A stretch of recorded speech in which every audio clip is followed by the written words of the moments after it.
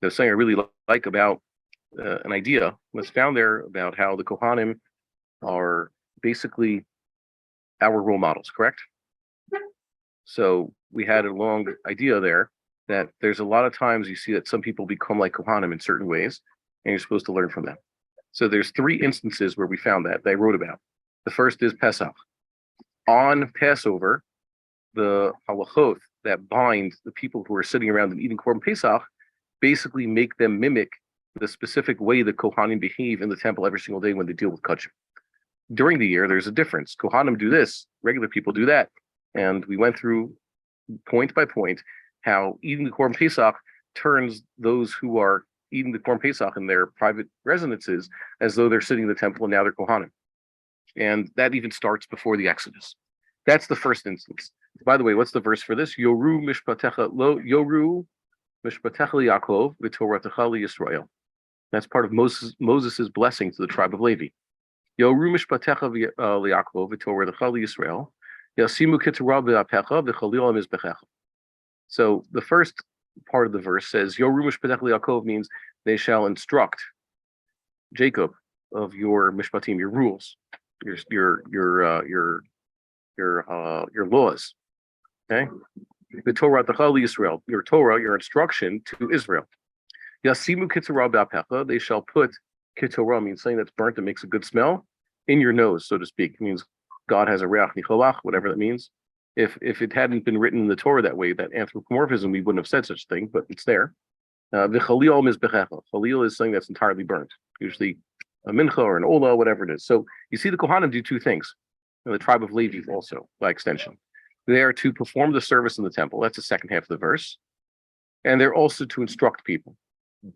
But the fact is that their instruction, what's the connection?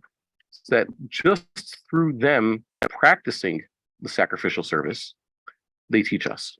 Means they don't actually have to stand up and start giving a class, open up the Rambam, Sefer Avoda, and start explaining halacha piece by piece. They don't give a drasha on these halachas. The Kohen Gadol sometimes reads the Torah publicly.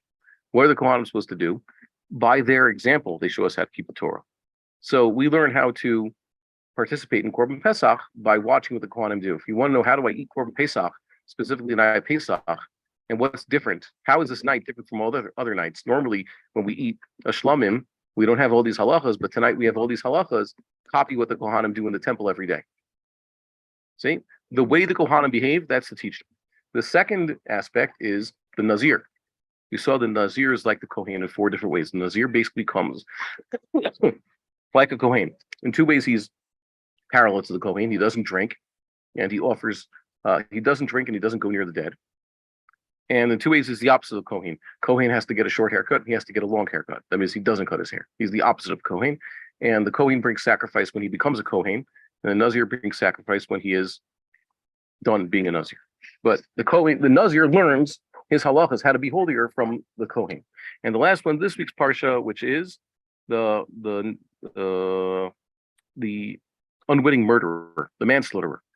He's sent to Ir Miklat, and all the halachas that he enjoys are actually very similar to those that are observed by none other than the high priest. So he becomes like the high priest. And it also says that his sentence is intricately linked with the life of the high priest. It's either him who dies first, basically. Mm-hmm. And he basically becomes like a high priest. So he has to learn how to emulate the high priest. That's what the lesson is. The high priest is supposed to bring peace between everybody, and this guy failed. He has to learn to care. How does one come about causing the death of another person through severe negligence? By lack of caring. And the Kohen's the one who's supposed to care about everybody, especially the Kohen Gadol. Kohen Gadol has confess everybody's sins. It's all the weight of the world, well, the weight of Am Yisrael is upon his shoulders. Okay. So that God willing, we will see more. And that's why it's important we collect all the books in the series. We'll get into more of these issues, and we'll tie it all together in the fourth part. So stay tuned.